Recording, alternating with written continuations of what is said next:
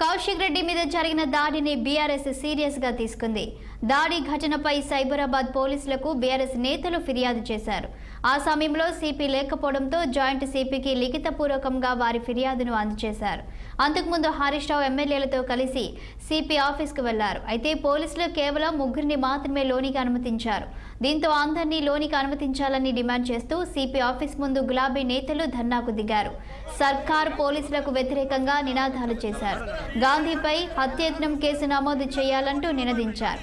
దీంతో Cyberabad CP office వద్ద ఉద్రిక్త వాతావరణం చోటు చేసుకుంది.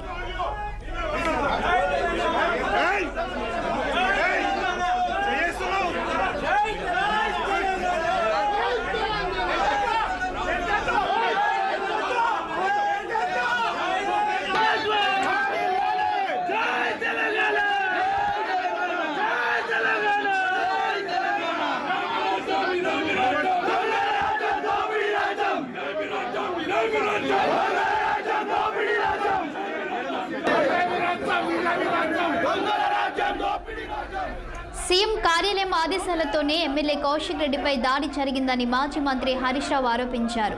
రాష్ట్రంలో శాంతి భద్రతలు లేకుండా పోయాయన్న ఆయన ఇది ముమ్మాటికి ప్రభుత్వ హత్యాయత్నమేనన్నారు.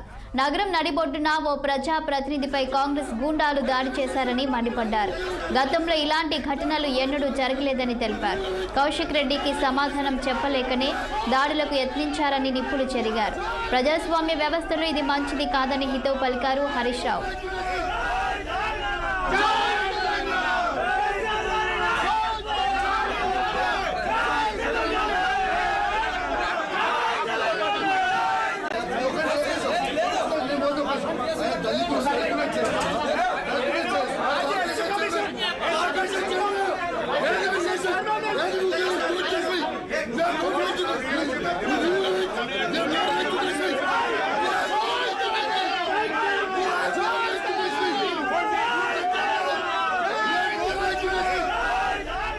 ఎమ్మెల్యే మీద దాడి చేసి దేశంలో హైదరాబాద్ పరువును తీశారని హరీష్ రావు మండిపడ్డారు.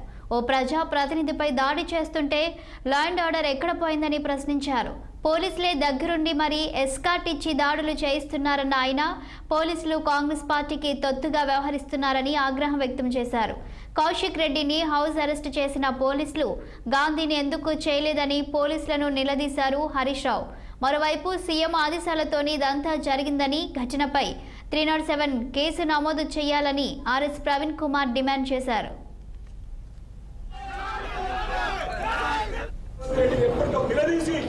ఎన్ని అడ్డంకులు వచ్చినా సరే, ఎన్ని ఇబ్బందులు పెట్టినా సరే, ఎన్ని దాడులు చేసినా సరే, కేసీఆర్ గారి నాయకత్వంలో బీఆర్ఎస్ పార్టీకి ఈ పోటీ కొత్త కాదు.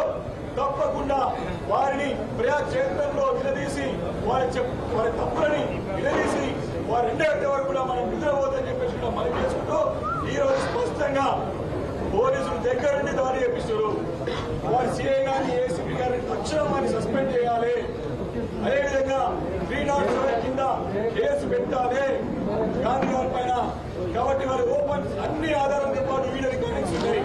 తప్పకుండా చేసేవారు కూడా టీఆర్ఎస్ పార్టీ నాయకులు కదలం తప్పకుండా ఎంత వారికి కూడా సిద్ధమని చెప్పి మనం చేసుకుంటూ తెలుసుకుంటున్నాం. జై తెలంగాణ.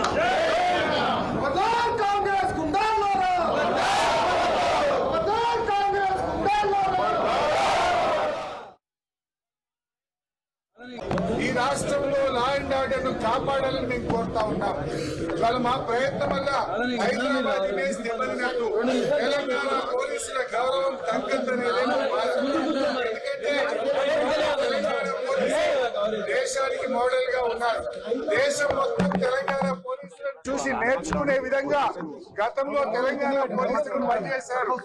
కానీ రేవంత్ రెడ్డి ప్రభుత్వం పోలీసులను తమ పని తాను చేసుకోనివ్వడం లేదు.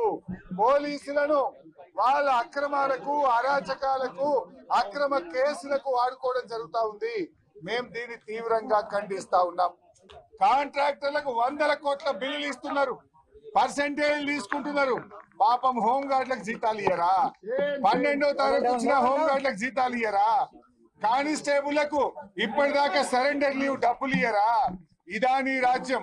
ఇవాళ మేము కోరేది ఒక్కటే, గాంధీ గారి మీద, అదే విధంగా గాంధీతో పాటు రేవంత్ మా కౌశిక్ రెడ్డి గారి ఇంటి మీద దాడి చేసిన గుండాలను 307 హత్యాయత్నం కేసు నమోదు చేసి అరెస్ట్ చేయాలని మేము డిమాండ్ చేస్తా ఉన్నాం. ఈ రాష్ట్రం ప్రజాపాలన దినోత్సవాన్ని పురస్కరించి